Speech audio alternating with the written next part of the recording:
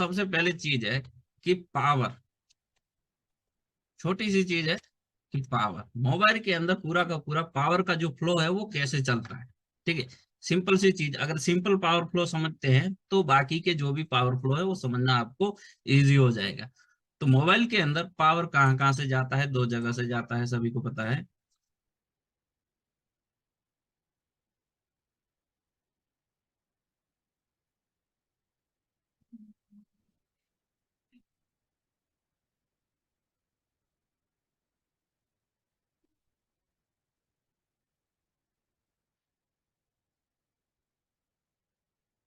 ठीक है, कुछ नाम लिख देते हैं, जैसे ये हमारा B2B जैक। ठीक है, OVP, कॉमन कॉमन मैं लिख देता हूँ, DC2 DC, PBAT, PM, CPU plus.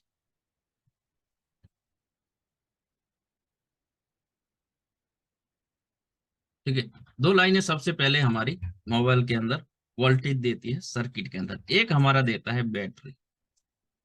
ठीक है, बैटरी से हमारा सर्किट कहाँ जाएगा, DC2 DC के अंदर वोल्टेज देगा।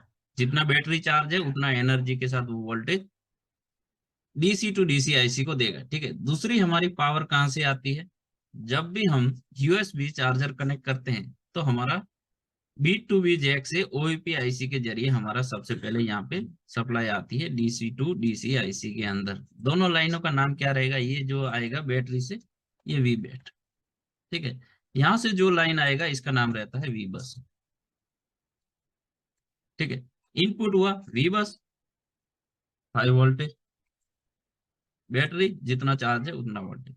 तो इससे इसका काम क्या है, सबसे पहले प्राइमरी वोल्टेज आया। ठीक है, तो हमारा प्राइमरी जो भी आईसी है DC2 DC, इसका काम क्या है, अगर वी बस भी आता है या वी बैट भी आता है, जो भी वोल्टेज कनेक्ट होता है उसके बाद देन ये आईसी स्विचिंग करके एक वोल्टेज आउटपुट करती है।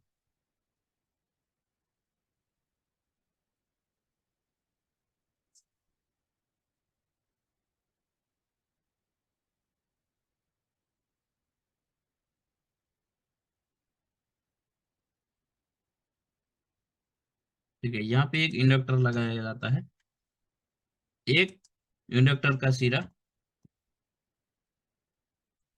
स्विचिंग वाली जो लाइन है इसके साथ कनेक्ट रहता है और दूसरा रहता है सिस्टम के साथ। ठीक है, वी सिस्टम, जो वापस हमारे DC2 DC में आता है। ठीक है, तो स्विचिंग होके जो इंडक्टर के जरिए यहाँ पे आउटपुट सप्लाई बन रही है, इसका नाम क्या रहता है, अलग अलग रहता है। ठीक है, अलग अलग चिपसेट के अकॉर्डिंग अलग अलग नाम रहते हैं। तो इसका नाम अगर हम क्वालकॉम बेस में देखते हैं, VPS बोलते हैं। ठीक है, मीडिया टेक रहेगा तो VSOS, एक्जीनोस रहेगा तो VBAT, SPD रहेगा तो VBAT। ठीक है, तो ये चार चिपसेट जो सबसे ज्यादा मार्केट में चलते हैं उनके अलग अलग नाम है। वोल्टेज कौन सा है, जनरली अगर बोला जाए तो ये DC2 DC वोल्टेज। ठीक है, कहाँ कहाँ पे जाता है ये वोल्टेज, तो मोबाइल के अंदर जहां जहां पे इनकी रिक्वायरमेंट रहती है। ठीक है, अलग अलग सेक्शन के अंदर ये सबसे पहले जाती है।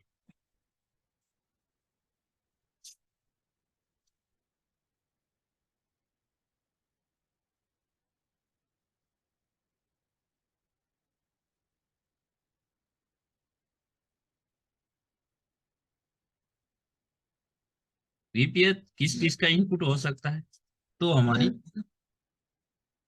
बैक लाइट का जो ड्राइवर है, ठीक है, उसकी इनपुट हो सकती है। फिर हमारी ग्राफिक्स की special voltage VSP VSN driver का, LCD ड्राइवर का इनपुट हो सकता है।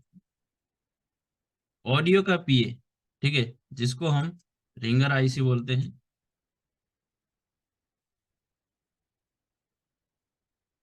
पावर एम्पलीफायर, जो LDO रहते हैं, LDO सर्किट है छोटी छोटी, ठीक है, उनका भी इनपुट क्या रहता है, हमारा VPS रहता है। इसके अलावा हमारे नेटवर्क के अंदर पीएफओ है, मल्टी बैंड आईसी है, एपीटी है, तो नेटवर्क के अंदर भी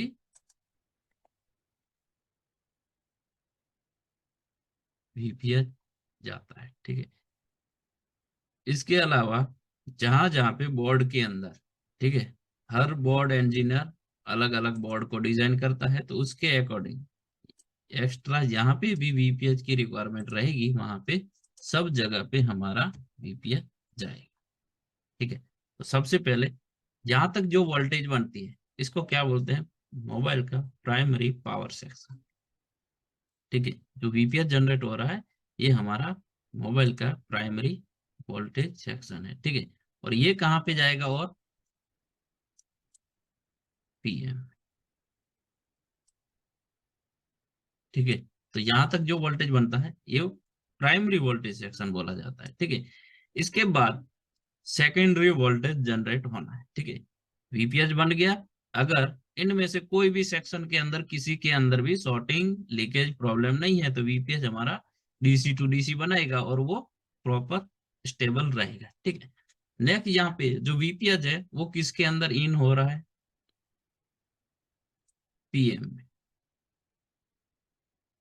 कितनी बार इन होता है? तो पावर का जितना क्षमता है उसके अकॉर्डिंग। ठीक है, वो हमारी बक कितनी जनरेट कर रही है, उससे 2 बार ज्यादा हमारा वीपीएच पावर के अंदर इन होता है।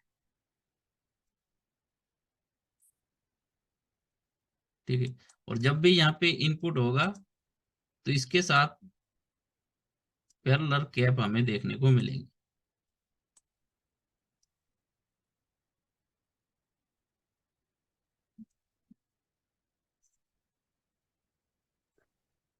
ठीक है, नेक्स्ट इसके बाद सबसे पहले पावर आईसी क्या करेगी? ठीक है, तो पावर के अंदर चाहिए हमें फ्रीक्वेंसी। ठीक है, तो वो कौन देगा? Clock frequency. तो पावर के साथ कनेक्ट रहता है हमारा एक्सो। क्रिस्टल। ठीक है, क्रिस्टल। ठीक है, नेक्स्ट अब वोल्टेज बननी चाहिए। ठीक है, तो देखिए इनका अलग अलग ट्रिगर है। पावर का भी सेकेंडरी वोल्टेज ऐसे ही नहीं बन जाएगा, अगर चार्जर कनेक्ट कर देंगे, ठीक है, तो अलग से ये हमारा सेकेंडरी जनरेट हो जाता। बैटरी कनेक्ट करेंगे तो अपने आप ये सेकेंडरी वोल्टेज जनरेट नहीं होगा। तो उसके लिए क्या चाहिए? बैटरी कनेक्ट करने टाइम, तो उस टाइम हमें पावर के साथ एक और चीज चाहिए पावर को ट्रिगर करने के लिए। ठीक है, डीसी टू डीसी को ट्रिगर नहीं करना पड़ता है, क्योंकि यहाँ पे जैसे बैटरी कनेक्ट करेंगे वो DC to DC voltage generate कर देगी। लेकिन पावर को ट्रिगर करना पड़ेगा, तो जिस कंडीशन में हम बैटरी को कनेक्ट करते हैं, उस कंडीशन में हमें यहाँ पे एक लाइन ट्रिगर करनी पड़ती है। ठीक है, जिसको क्या बोलते हैं? पावर की। ठीक है, पावर का लॉजिक लो हाई दोनों अगर कंप्लीट है, तो क्या होगा? हमारा पावर ट्रिगर होगा। ठीक है, पावर की को अगर प्रेस करेंगे, तो यहाँ पे जो वोल्टेज बन रही है, प्रेस करते ही उसका लॉजिक लो हो जाना चाहिए, छोड़ते ही लॉजिक हाई हो जाना चाहिए। तो वोल्टेज कितनी बनती है बेसिकली? तो देखिए 1.8 से लेके 3.8 तक, क्वालकॉम में 1.8 वोल्टेज। ठीक है, बाकी के मीडिया टेक एक्जीनोस में 3.8। ठीक है, पावर की वोल्टेज। तो जिससे क्या होगा? हमारा पावर ट्रिगर होगा और सेकेंडरी वोल्टेज जनरेट करेगा। ठीक है, दूसरी चीज है कि पावर ट्रिगर नहीं करना हो और ऐसे ही अगर इसको ऑन करना है सेकेंडरी वोल्टेज के लिए, तो हमें फिर जैसे इसको कनेक्ट करते हैं हम यूएसबी को, उसी टाइम यहाँ से एक और चीज इनेबल होती है। ठीक है, अलग अलग डीसी टू डीसी आईसीओ के अंदर अलग अलग नाम हो सकता है। ठीक है, तो यहाँ से क्वालकॉम में सबसे ज्यादा निकलती है, पीएमआई अगर रहती है तो एसवाईएस ओके। ठीक है, सिस्टम ओके 1.8 वोल्ट। तो उससे भी क्या होगा? हमारा जो है पावर ट्रिगर हो जाएगा विदाउट पावर की प्रेस किए हुए। तो सबसे पहले पावर जैसे ही ट्रिगर होता है, तो सेकेंडरी वोल्टेज बनाती है।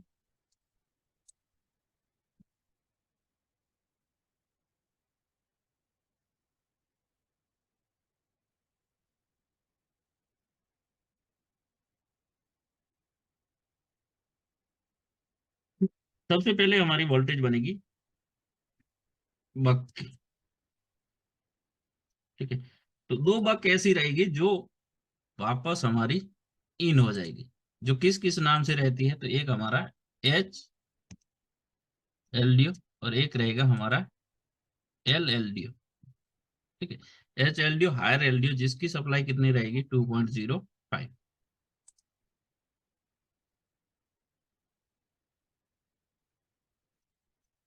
ठीक है, जो इसके अंदर आता है और बोर्ड में जहां जहां पे इसकी रिक्वायरमेंट जाती है वो सब जगह पे जाता है। ठीक है, और दूसरा रहता है ये 1.3 वोल्टेज, ठीक है, जो लोअर एलडीओ की रहती है, वापस पावर में जाता है और बोर्ड में जहां जहां पे इसकी रिक्वायरमेंट रहती है वहां सब जगह पे ये चली जाती है। ठीक है, नेक्स्ट सबसे पहले हमारी बनती है कोर।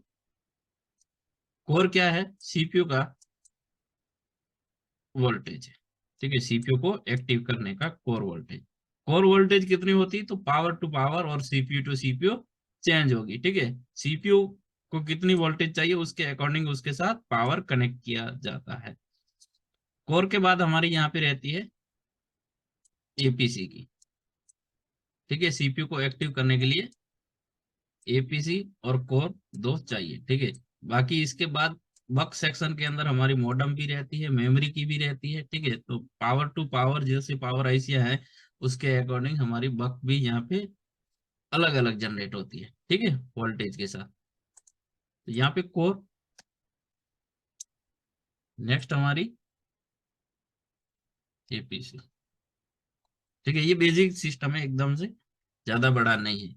दो वोल्टेज जैसे जनरेट होगी, हायर एलडीओ लोअर एलडीओ। तो ये यहाँ पे जो वोल्टेज जनरेट हो रहा है ये हमारी पावर का सेकेंडरी वोल्टेज हो रहा है। ठीक है, एक और इसके अंदर सेकेंडरी होता है, तो ये कौन सा है? ये है बक सेक्शन। ठीक है, बक सेक्शन एलडीओ वन सेक्शन। ठीक है, पावर के दो एलडीओ है, तो सबसे पहले एलडीओ वन जनरेट होगा। तो एलडीओ वन में higher LDO lower LDO core APC memory ये सारी सप्लाई एक्टिव होती है। नेक्स्ट इसके बाद पावर के अंदर एलडीओ टू जिसको विरेज टू सेक्शन बोलते हैं। ठीक है, तो सबसे पहले यहाँ से विरेज टू जनरेट होगा। विरेज टू जनरेट होने के लिए क्या क्या चाहिए? लोअर एलडीओ हायर एलडीओ का इनपुट और वीपीएच, ये तीन चीजें जब पावर के अंदर फिर से इनपुट होती है तो जिससे हमारा विरेज टू जनरेट होता है। ठीक है, तो यहाँ पे हम कुछ कुछ लाइनें विरेज टू की भी बना देते हैं, जैसे कि डिफॉल्ट सप्लाई वीआईओ हो चाहे विरेज 1.8।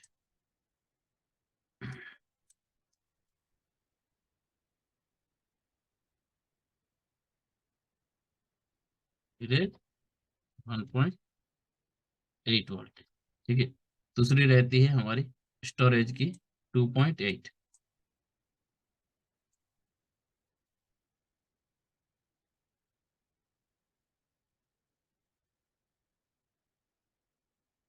ठीक है, 1.2 रैम की सप्लाई।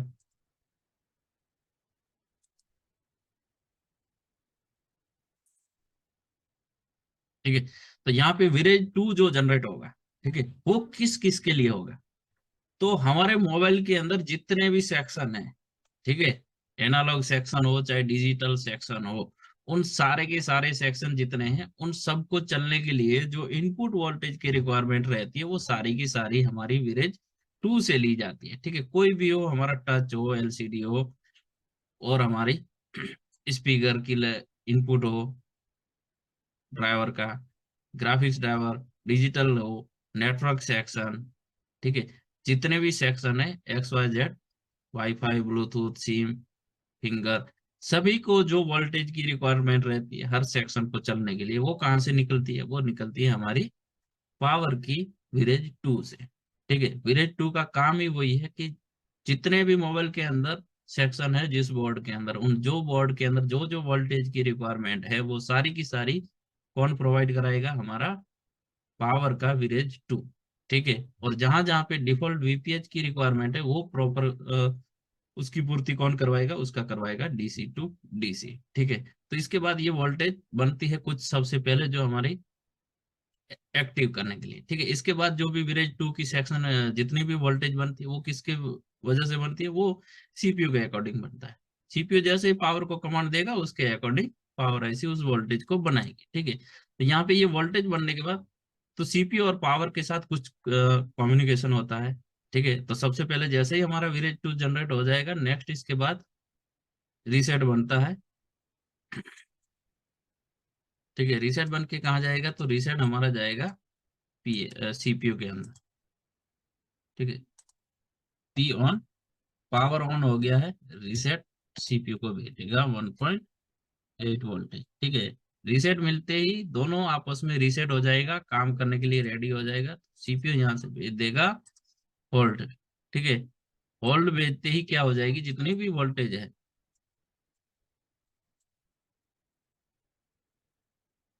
ठीक है, तो कॉलकम क्या बोलेगा, PS hold 1.8 volt.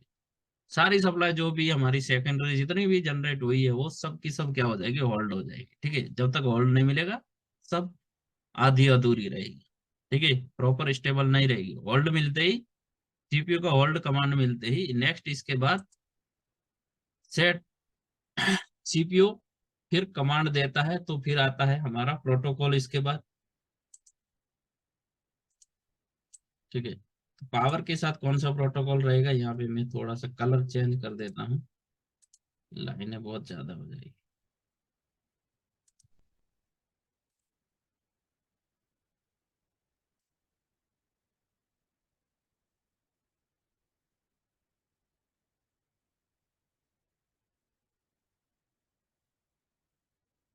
S P M I, serial power management interface clock, and S P M I data.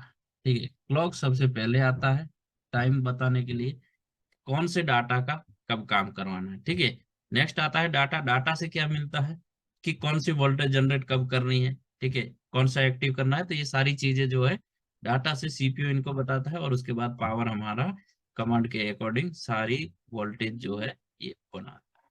ठीक है, और इसके अंदर अगर आगे और पढ़ेंगे, तो इसके अंदर जो हमारी क्लॉक की लाइनें रहती है, ठीक है, वो आगे पढ़ेंगे।